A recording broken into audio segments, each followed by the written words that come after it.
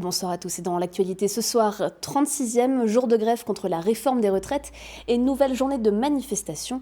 Plusieurs milliers d'Alsaciens étaient dans les rues de Strasbourg et Mulhouse aujourd'hui. Nous partirons ensuite à Bischwiller où la marionnette est à l'honneur pendant le mois de janvier. Et puis un événement chasse en autre à Strasbourg à peine les marchés de Noël remballés. L'opération Strasbourg Mon Amour prend ses quartiers. Le mouvement de grève contre la réforme des retraites a entamé son second mois et malgré les négociations entre gouvernement et syndicats, les manifestations ne faiblissent pas. À Mulhouse et Strasbourg aujourd'hui, plusieurs milliers de personnes ont défilé. Fanny Kunz les a suivis. Une mobilisation dans le calme, mais qui ne faiblit pas. Cet après-midi à Strasbourg, parmi les cheminots et enseignants en première ligne depuis le début des manifestations, de nouvelles voix se font entendre, comme les bûcherons, présents pour la première fois dans les rangs du cortège.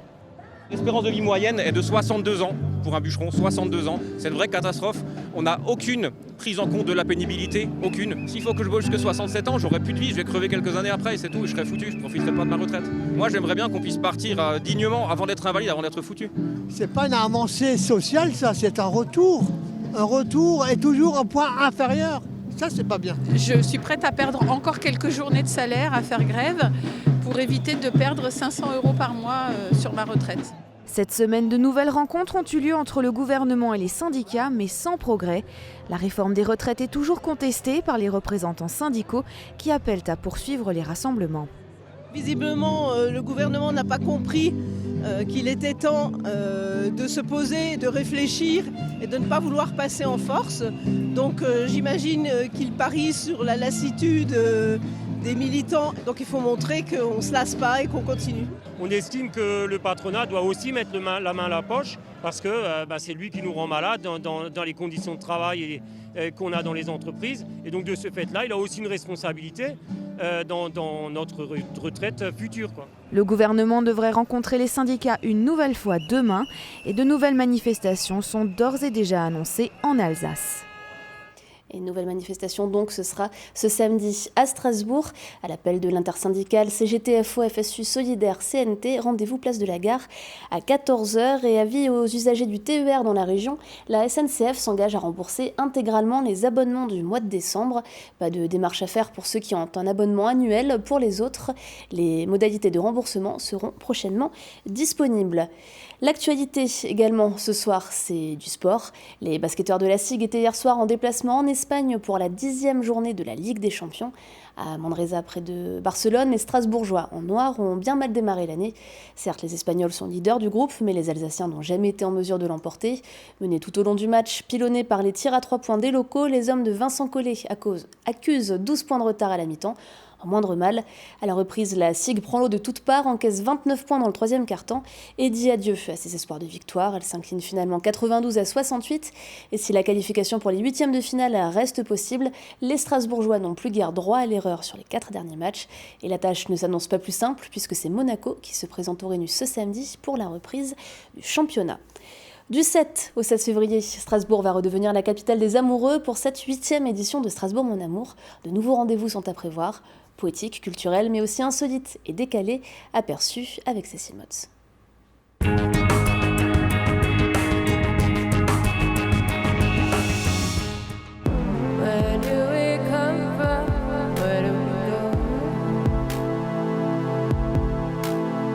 Après le marché de Noël et alors que les décorations commencent peu à peu à disparaître, c'est le temps de Strasbourg Mon Amour. Le principe, 10 jours pour célébrer l'amour autrement. Et avec cette 8e édition, l'objectif est tout tracé, multiplier les occasions pour les touristes de venir dans la capitale alsacienne. L'année dernière, 30 000 curieux avaient pris part aux événements, dont 20% extérieurs à la ville. Alors même si ce n'est pas beaucoup, cela reste encourageant selon les organisateurs.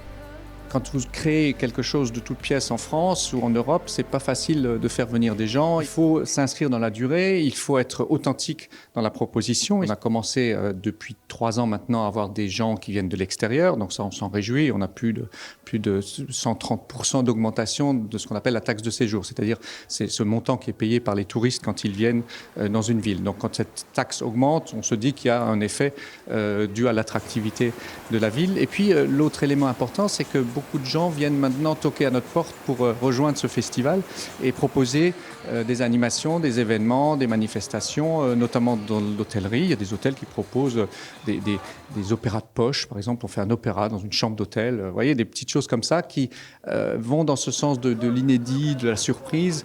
Et c'est ce qui fait le charme, je pense, de cette manifestation. Cette année, les incontournables seront réinstallés comme le Magic Mirror, Place Kléber, ses concerts, ses spectacles et autres moments festifs.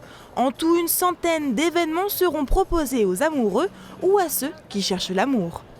On a des rendez-vous sur la glace, à la patinoire, on a des rendez-vous dans l'eau, à la piscine de Lingelsheim. On a des rendez-vous plus sportifs avec l'Office des sports qui va proposer une promenade en roller. Il y a vraiment des propositions très variées qui doivent en gros permettre aux gens qui sont en couple de célébrer leur amour autrement et aux célibataires d'avoir de jolies rencontres. En 10 jours, on a énormément d'occasions gratuites de découvrir des choses qu'on ne connaît pas. On peut aller à un concert de musique baroque gratuite, on va avoir Poivre d'Arvor qui va lire du Kundera sous le Café des Amours. À noter que plus de la moitié des événements seront gratuits. Alors entre repas dans le noir, découverte de la ville, mise en place d'une carte de l'amour, les rendez-vous sont nombreux et ça commence le 7 février.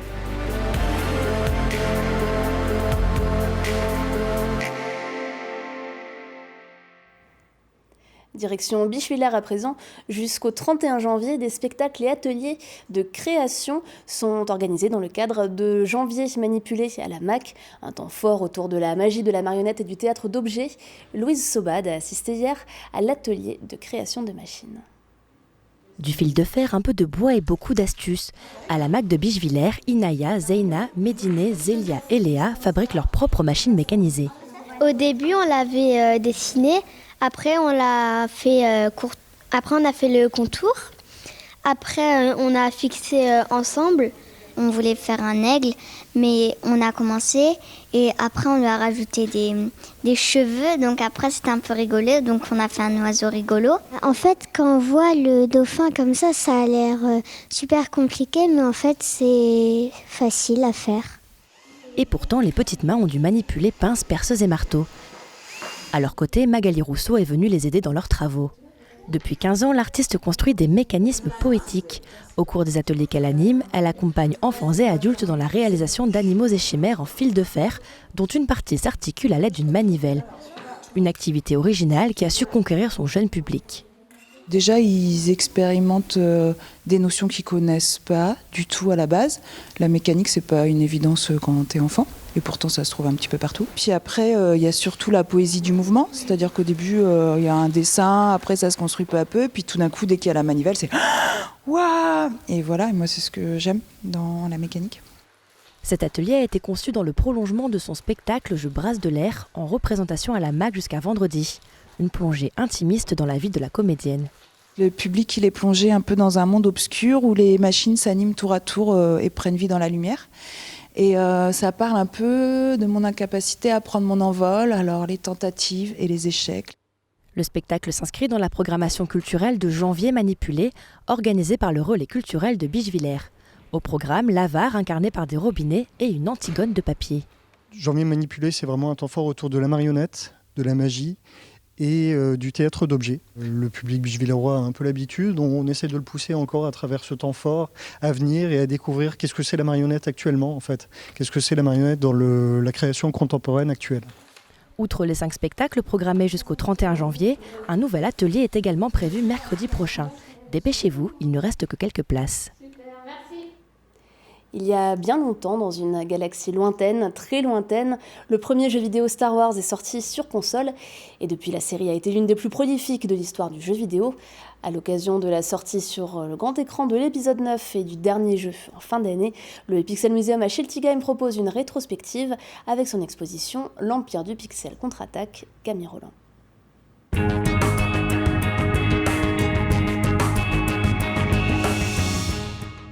En 1977 sortait sur nos écrans le premier épisode de l'univers de George Lucas. 5 ans plus tard, le premier jeu vidéo Star Wars était lancé sur cassette, signant le début d'une série conséquente de Jeux des étoiles. Dans son exposition Le jeu vidéo contre-attaque, le Pixel Museum propose de remonter le temps et découvrir comment la guerre des étoiles a marqué les consoles. Et même ceux qui n'étaient pas encore nés à l'époque se prêtent au jeu. Je suis en train de faire un flipper Star Wars. Le but du jeu, c'est de renvoyer. Il y a une petite case tout au fond et c'est de renvoyer la balle dans la case. Voilà, là j'ai failli réussir. Dans le hall d'entrée, des vitrines protègent des pièces rares. Disquettes, jeux d'échecs, cartouches, CD et VHS retracent plus de 40 ans de jeux consacrés à Star Wars. La plupart proviennent de la collection privée du directeur Jérôme Hatton, mais les visiteurs peuvent aussi croiser des R2D2 et autres personnages emblématiques en taille réelle et une centaine de figurines et produits dérivés de la saga. C'est vrai que Star Wars, déjà d'origine, est une licence très forte. On sait qu'ils sont très forts dans les produits dérivés. Et le jeu vidéo en fait partie. Et on le voit avec tous les jeux qui sont sortis. On parle de plus de 200 jeux, mais sur plusieurs consoles. Donc on parle de 40 ans de jeux vidéo. Donc c'est des dizaines de consoles de différentes générations qui sont parties. Alors là, on a pu le voir sur les dernières générations, type PS4, Xbox, où il y a eu des collecteurs qui ont été faits. Donc c'est assez sympa. Aux couleurs de Star Wars, il y a même une Xbox 360 où elle fait le bruit de R2D2. Donc c'est vrai que c'est vraiment des petits clins d'œil qui sont sympas. Et on a aussi des jeux électroniques qui ont été faits, on a des jeux aussi sur cassette vidéo, donc ça a vraiment inspiré le jeu vidéo sur plein de sens. L'originalité du musée, c'est aussi de proposer aux visiteurs de prendre en main les manettes et parcourir les jeux. Des plus anciens que l'on peut tester sur une borne d'arcade Star Wars Racer datant des années 2000, jusqu'aux plus récents grâce à une zone de gaming. Je suis en train de jouer au jeu Star Wars Racer sur Nintendo 64, donc, qui est un passage assez mythique du film La Menace Fantôme, donc l'épisode 1. Et on rejoue la course de pod, notamment de Anakin. Et donc là, c'est vrai que c'est un jeu qui a beaucoup plu et qui a marqué pas mal de générations. Et c'est vrai que c'est un peu le concept des jeux Star Wars, c'est de revivre un peu les films qu'on a pu connaître, rejouer l'aventure, se mettre à la place des personnages. Et c'est vrai que c'est ça qui plaît beaucoup dans les jeux Star Wars. Ouais. Au fil du temps, les jeux ont suivi l'épopée des Skywalker, mais aussi les évolutions technologiques du 10e art. C'est le tout dernier jeu qui est sorti, donc Jedi Fallen Order, qui est sorti sur PS4, Xbox One. Donc on est vraiment sur une évolution graphique qui n'a rien à voir effectivement avec les premiers jeux. Et là, du coup, c'est la même chose, on est dans l'univers Star Wars, qui ne reprend pas forcément les films, mais du coup, c'est plus l'univers étendu. En attendant la fin de l'exposition intergalactique le 30 janvier prochain, les visiteurs pourront toujours se mettre dans la peau d'Anakin Skywalker en pleine course de vaisseau ou encore déjouer les Stormtroopers avec le dernier jeu Fallen Order sorti en novembre dernier. Et on finit ce journal avec l'image du jour, Olivienne. Elles sont aussi en Alsace et les Vosges ont pris de bonnes résolutions pour 2020.